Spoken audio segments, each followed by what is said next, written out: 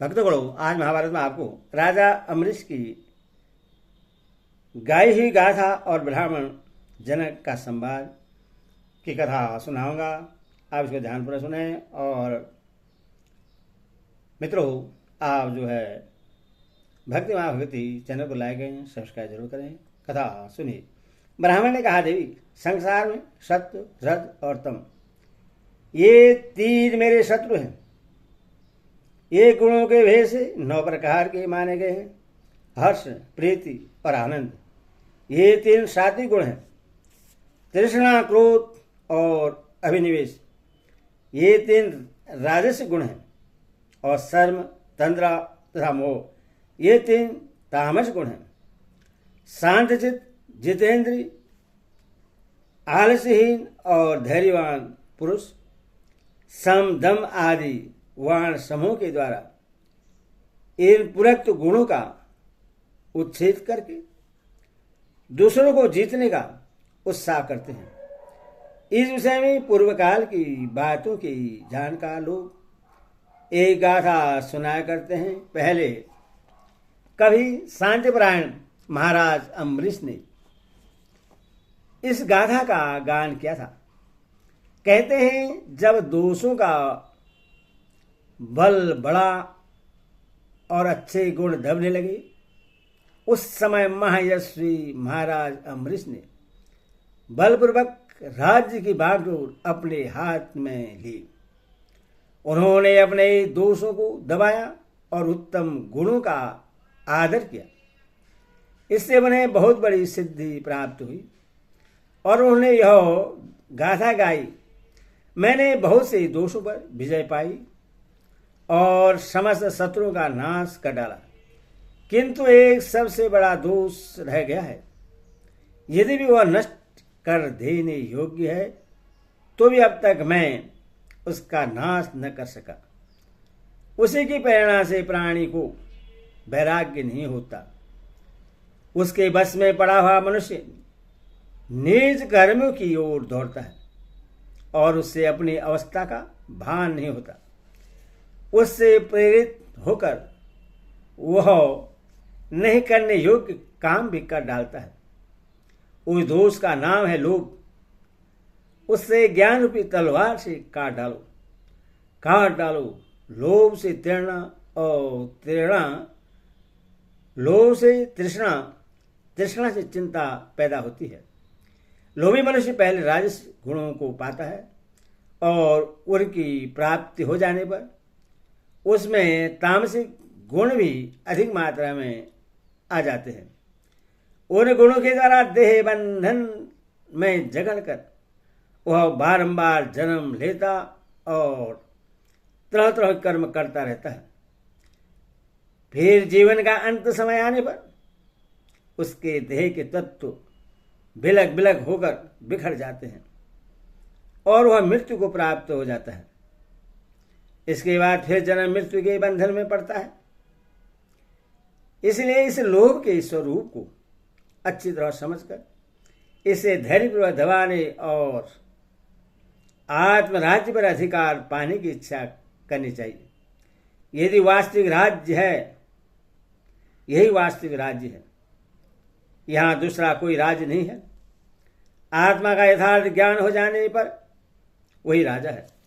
इस प्रकार यशस्वी राजा अम्बरीश ने आत्मराज्य को आगे रखकर एकमात्र प्रबल शत्रु लोभ का उच्छेद करते हुए उपयुक्त गाथा गान किया था।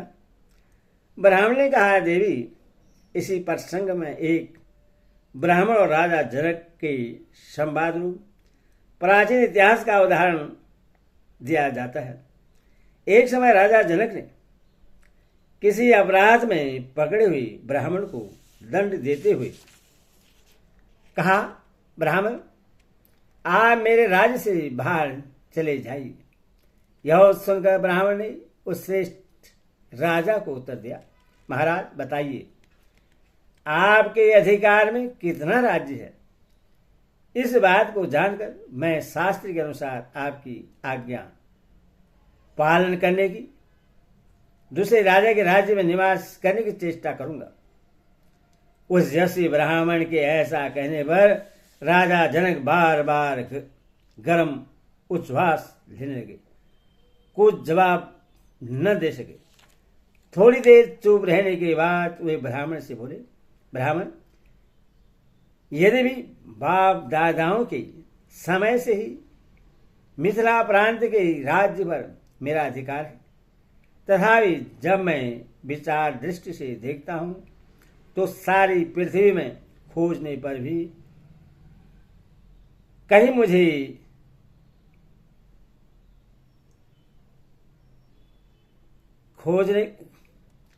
अपना राज्य, सारी पृथ्वी खोजने पर भी कहीं मुझे अपना राज्य नहीं दिखाई देता।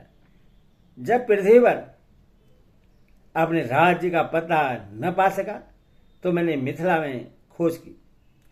जब वहां से भी निराश हुई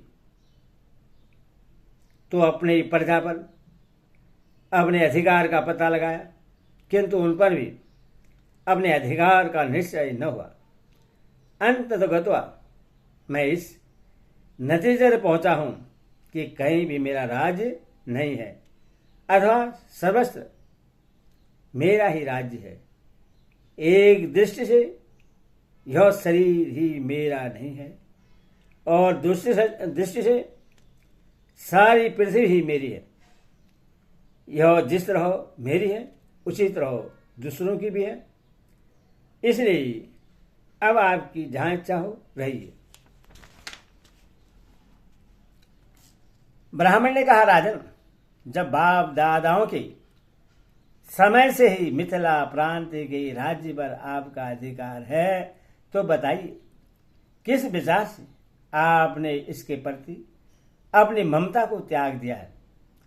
किस बुद्धि का आश्रय लेकर आप सर्वस्व अपना ही राज्य मानते हैं और किस तरह कहीं भी अपना राज्य नहीं समझते?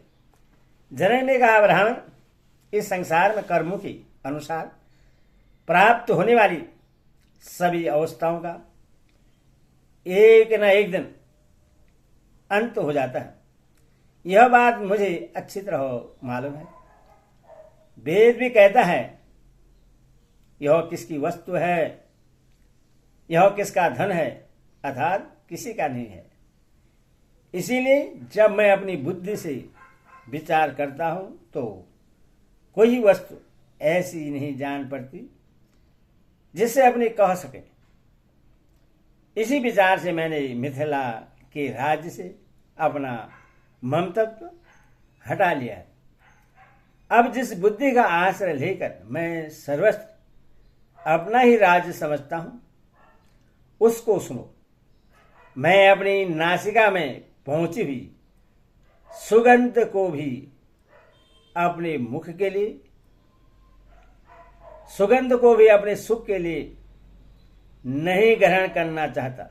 इसीलिए मैंने पृथ्वी को जीत लिया है और वो सदा मेरे बस में रहती है।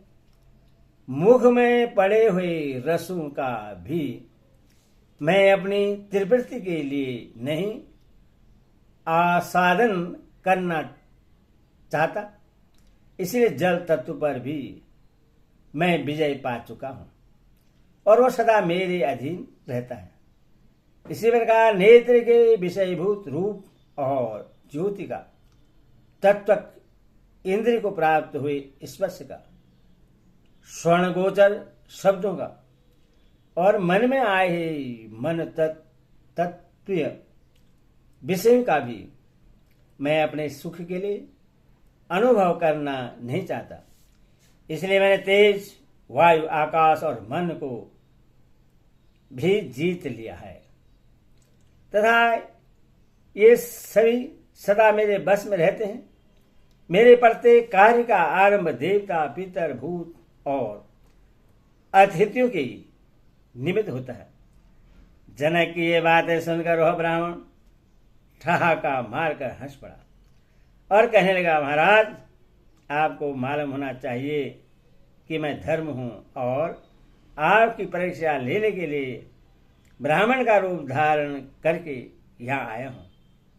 अब मुझे निश्चय हो गया है कि संसार में सत्व गुण रूप नेमी से घिरी हुई और कभी पीछे की ओर न लौटने वाले बर्मा प्राप्ति रूप दुनिवार चक्र का संचालन करने वाले एकमात्र आप ही हैं।